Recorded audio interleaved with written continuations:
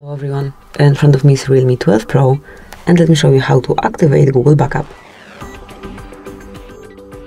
First of all, open the settings, then find and select additional settings, scroll to the bottom of the list and mark Backup and Reset.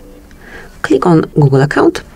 If it's added, just mark it here, and if you do not have your account yet, you will have to provide your email address or phone number along with the password. So once you are in this backup panel, just mark data that you want to backup.